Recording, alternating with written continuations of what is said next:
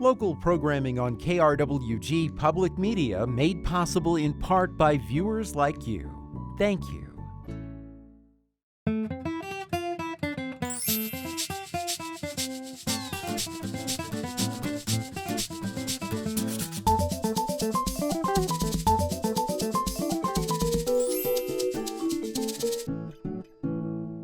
Hello and welcome to Fronteras, a Changing America. I'm Anthony Moreno. A new report ranks New Mexico 49th in the country when it comes to child well-being. Here to share more about how the state ranked in the 2021 Kids Count Data Book by the Annie E. Casey Foundation is New Mexico Voices for Children Executive Director James Jimenez. Mr. Jimenez, thank you so much for joining us for the program. My pleasure. Thank you for asking me. Well, let's talk about the report. New Mexico came in 49th in the country when it comes to child well-being. This is a slight improvement with the report. Can you share with our audience what metrics this report looked at? Right. Anthony, this is a report that's done every year by the Annie E. Casey Foundation, which is a national foundation dedicated to improving child well-being in not just in New Mexico, but all 50 states and 3 of the territories, including Washington, D.C. What they do is they compile data around 16 different indicators. And the reason that they only choose 16 is that because they've been doing this for a very long time and they track the data over an extended period of time. And so they need data that they can be consistently collect year after year after year. So these 16 indicators are divided into 4 different categories. What happens then is the Casey Foundation will evaluate the data to see how states compare against each other in terms of how we are doing with respect to child well-being. The purpose of it all is not so much the individual numbers, but to give people in the various states an idea of how their state is doing with respect to providing opportunities for children to achieve their God-given capacity. Okay, now that the report looks at many different areas, we're talking about economic well-being, education, health, family, and community. I want to dive into these topics a little bit. When it comes to economic well-being, obviously, we talk about that a lot on this program, New Mexico being one of the poorest states in the country. There was some improvement with child poverty in New Mexico. In 2010, the state had 30% of children living in poverty. 2019, 25%, a slight improvement with the numbers. What are some of the factors that led to this change? Yeah, there's a number of things. And I would say in particular, what we've seen just in the last few years is by the legislature and Governor Lehon Grisham, sort of a real intentionality with respect to trying to make sure that families have appropriate resources in their hands. Some of that has been driven by economics. Some of it has been driven by the economic factors or the particular policies that the governor has put in place. I think, Anthony, one of the things that we would say overall about the Kids Count rankings is that 49th is nothing to brag about, right? We should be first in child well-being here in the state of New Mexico. But the most important thing I think that these indicators provide us is that an indication that we are finally starting to move in the right direction. The child poverty indicator, that 5%, is a big one. And that's really good for us to see because it tells us that some of the things that we've been advocating for, some of the things that our public policy makers have been advocating for are starting to take hold and beginning to impact how children's lives are here in the state of New Mexico. Yeah, now you mentioned right before there, you say New Mexico should be number 1 in child well-being. Why isn't New Mexico number 1 in child well-being? What are the major factors? Right, there's a number of things. One of them, of course, is historic poverty in our state that's tied to many, many different factors. We can go back to the time of first contact and sort of draw an arc of, when people have had the opportunity to thrive and when they haven't had the opportunity to thrive. What I would say in more recent times, though, is that it really has been driven by some intentional decisions to not necessarily support children and families in the way that we think that needs to happen. And I mention that because to contrast that with what is happening now with the current governor and frankly the current president, who has decided to make family well-being, child well-being, a much more intentional part of the public policy debates. And we think that that's what needs to happen. So there's historic poverty reasons. There there are facts like on our tax policy, where we have kind of used trickle down economics as a way, believing that that would somehow provide everyone with a great job with benefits, and that clearly has not worked. I think that other aspects of not investing enough in our education system, not being intentional enough about the investments that are being made in education, particularly at the K-12 level. But I would also say that it's really vital that we do things like continue to build out our early childhood education programs here in the state to make sure that children are ready to learn once they hit kindergarten. And then once they hit kindergarten in the K through 12 system, ensuring that we have a culturally and linguistically appropriate structure of education so that each child and each family in every community in this state believes that their needs are going to be met through the education opportunities that are being provided. And then finally, when we get to higher ed, higher ed has taken among the hardest hits, certainly during that lost decade between 2008 and 2018, when higher ed was cut dramatically. And I don't think that higher ed has still recovered. And much of the burden for attending higher education has fallen on families. And we're beginning to see some changes in that. More needs to be done. Well, another thing that New Mexico faces is unemployment. And when you look at the number of children whose parents lack secure employment, that could obviously play a role. The report talks about that. In 2010, 37% of kids in New Mexico had parents who lacked secure employment. Now, there's been a little bit of improvement with this. In 2019, that number dropped to 32%, but we're still talking over 30% of kids in New Mexico, their parents are lacking secure employment. I mean, what are your findings with this? What are you hearing from policymakers and folks in industry about why this is such a common problem? Well, Anthony, here I'm going to give you an even worse statistic. We found that during the pandemic, so after 2019, that during the pandemic, over half of New Mexico families lost jobs or hours. And so that those numbers were even exacerbated by the experience of trying to live through the pandemic. Well, there's a couple of things that we would point to. First, I don't think that our economic development policies have necessarily been done in a way that allow us to really diversify the economy all across the state. What we hear is that sometimes people in rural New Mexico feel like all of the resources are concentrated in the urban areas. But I would say to some degree that's probably true. We have not focused enough on providing good employment opportunities in rural New Mexico or in small towns. So I think it's that. We tried to use tax policy as sort of a proxy for good economic development policy. That doesn't work over the long run. It may get you one company here or there, but over the long run, it doesn't provide the kind of environment that business needs. What we advocate for at Voices for Children is a couple of things. We need to recognize that there's a lot of factors that go into a business decision to move to New Mexico or to expand. One of them is, do you have the appropriate workforce? All the tax incentives in the world are not going to make a big difference if we don't have the workforce that a business needs.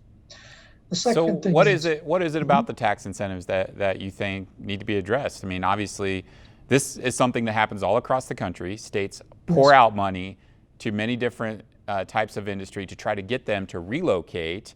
You don't know if the jobs are going to be permanent or not, and you don't know if many of the jobs are going to go to folks in our state.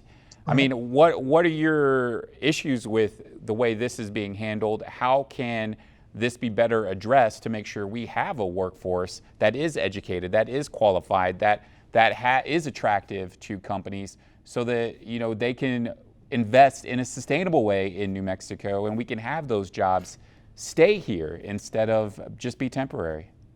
Yeah, that's exactly right, Anthony. And first of all, we cut in 2013. We slashed the corporate income tax. It was sold to us on the notion that, well, if we just do this, business will love it and business will come flocking here. That did not happen. And it really, really harmed us in terms, meaning the state of New Mexico, in terms of being able to fund the kinds of programs we know that builds the workforce. What builds the workforce? What builds the workforce primarily is a strong education system. And I think that what we are discovering about child development and about brain development is that really needs to start in the very early years. I don't think that we necessarily need to adopt a paradigm where we have to think about children as young workers. What we need to do is to sort of adopt a paradigm where we are allowing children's brains to develop in a way that are going to allow them to be successful in the K through 12 education system, and then allow them to be successful in higher ed or other training programs that builds that kind of workforce. What we say is that we need to invest in the people of New Mexico.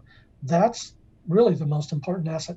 All the tax incentives in the world are not going to make a difference if we don't continue to create a stronger early education and K-12 system and begin to reinvest or undo the cuts that were made to higher education. Okay, now you mentioned higher education, but you also talked about early childhood education as well already on this program. I want to talk with you about that because that is something that the report looked at as well. 2009 to 2011, 61% of kids in New Mexico were not enrolled in an early education program. Now there's been some improvement with that. 2017 to 2019, that number dropped to 55%. So we're seeing more kids being enrolled in early childhood education. What research do you know of that you can tell us right now shows that early childhood education makes a difference and gets kids off to a good start in their education career? Well, it really is. I mean, look at the brain development research that's been going on for the last 2 decades. It very clearly shows that, the sort of what were sometimes called executive functions actually start getting developed very early in young children. And that if we haven't helped children's brains to develop in an appropriate way, it's going to be very difficult for them to be successful further on in their lives. That's why we've been advocating for a very long time to use a portion of the land-grant permanent fund to help us continue to build out an early education system that's going to be available to all children all across the state. Now, not every family may want to do that. Some of them can be quite capable of providing that kind of early education support that their own children need in their own homes. But many families, as we know, have to maintain 2 jobs, or if it's a single parent family, the parent has to work. That means then we need to have an affordable system that is structured in such a way that recognizes what brain science is telling us, and so that we have appropriate educational curricula that are being used and brain development curricula that are being used all the way through the early years. That also means, Anthony, that we need to also make sure that we are really valuing the workers in the various child care and child development centers across the state. That's one of the most difficult challenges that many of these center directors face. Is right now we're not paying them enough to hire people at wages that allow them to stay in their job for a very long time. Or if we do, they don't have the benefits that they need to support their own families. So that has been part of the discussion that Secretary Groginski at the Early Childhood Education department in Santa Fe has been taking on at a very big level. And kudos to her and for the governor for beginning to approach that and really bring in advocates like us, but also the center directors who do this work day in and day out, as well as the employees. We found that the employees have a lot to say about what could make their jobs better, how they could better work with their young children, how those young children could develop more effectively as they move through those early years before they get to kindergarten. And I think that we're finally beginning to see an environment created where the early ed teachers are actually being consulted on what needs to happen. Are you happy with the investments made in early childhood education in recent years? Do you think it's gone far enough? We've also seen the creation of the Early Childhood Care and Education Department. That's something that we know that was a big push by state lawmakers. The governor wanted to invest in early childhood education, but we have a pandemic going on as well. So, I mean, are you happy with the changes that are going on? Are you concerned that the pandemic is going to impact promises that were made to the children of New Mexico? Well, clearly the pandemic has compromised the promises that we have made to New Mexico's children and their families.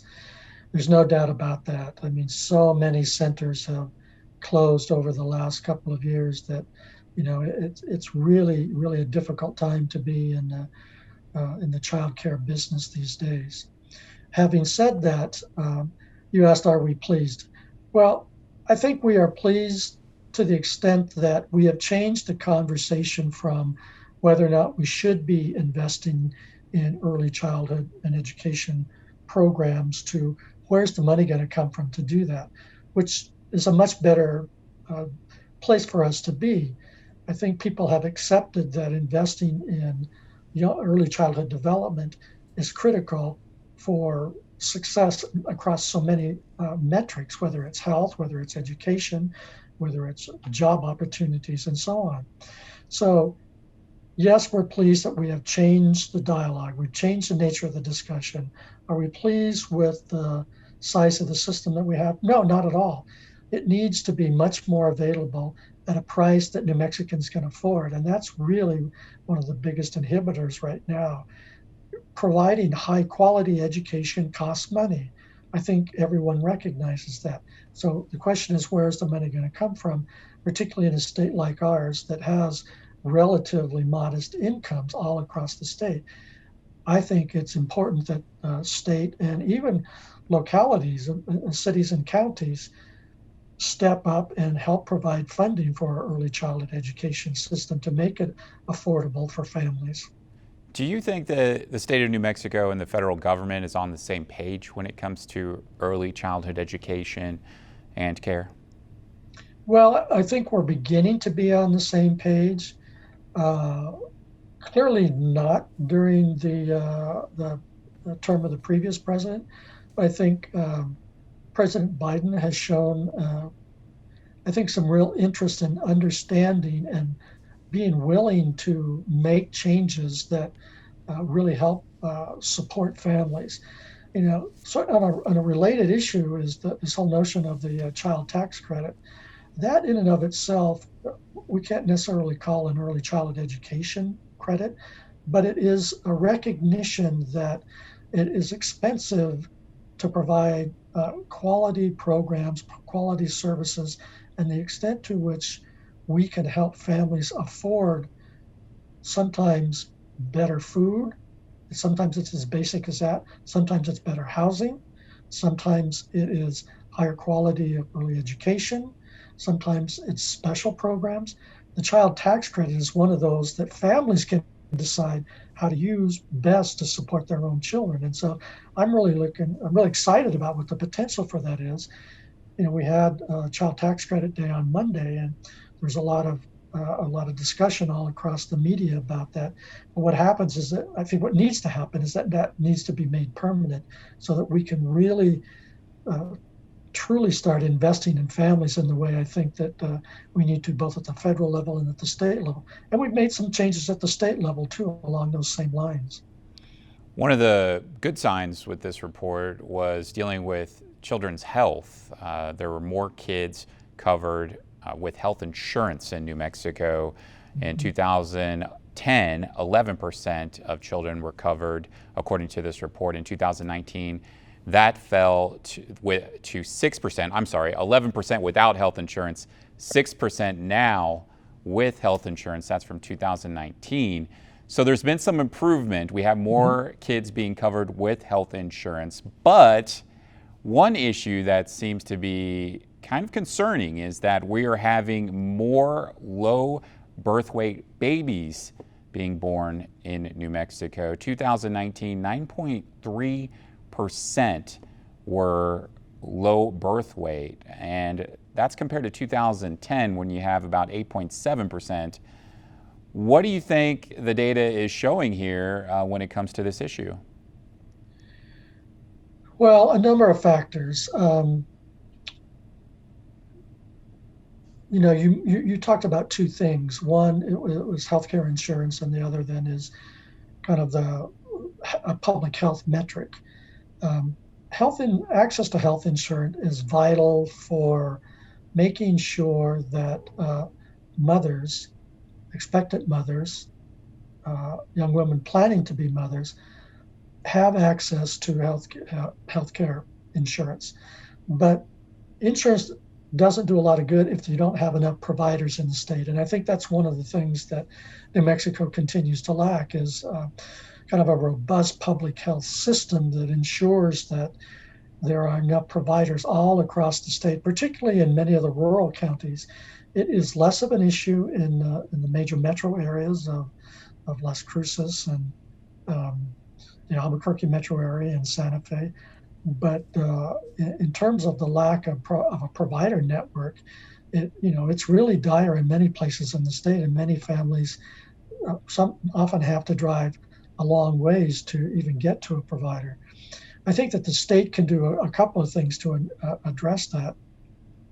One is to recognize that public health is a public good, and that simply means that the healthier that people are, the more economically productive that they are going to be, the more likely that they are going to be able to go to work or go to school or attend to their children in an appropriate way. And that means that our public health network as a system needs to be better supported than it has been for the past decade. Now, I want to move on and talk about another issue, and that is dealing with family and community in New Mexico. Children in families where the household head lacked a high school diploma, that number actually looks better. In 2010, 20% of kids in New Mexico were in a household where the head of the household lacked a high school diploma. Now that number is at 14% from 2019, some improvements.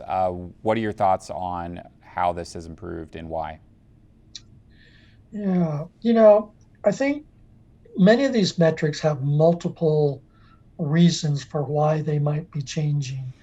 I think more people are recognizing that in order to be financially successful, to be able to live the lifestyle that you want, in many communities, you have to have an education of some sort. Kind of the very basic starting level is a high school diploma. In a high-tech economy, of course, oftentimes that is just the starting level, and you need additional training beyond that. So I think the recognition that a high-tech economy requires greater level of skills to be successful, the fact that people have access to technology that kind of reinforces those messages is really important. I think the fact that New Mexico has been trying to, particularly through our two-year colleges and to some degree through our K-12 system, recognizing that a diploma is necessary has been a good thing. So I think that there's multiple factors that go into why these metrics change in the way that they do. Okay, now we just have under 2 minutes left in the program, but I want to talk with you about the pandemic and its impact on these issues. This data was collected, a lot of it before the pandemic. So I want to hear from you about how the pandemic has played a role and which one of these things, economic well-being, education, health, and family and community, do you think are going to be the most impacted by the pandemic? Well, probably pretty clearly, economic well-being is going to be impacted directly. Having said that, it's going to be really interesting to see whether or not that is just going to be a one-year blip, or maybe possibly a two-year blip, as you know, much of the impact was in 2020, much of the impact is going to be in 2021.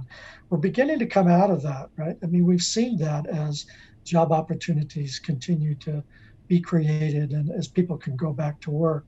So it'll be really interesting for me to see kind of whether the next release next June is going to show that that was just a blip, or whether or not we've really or it extends beyond that.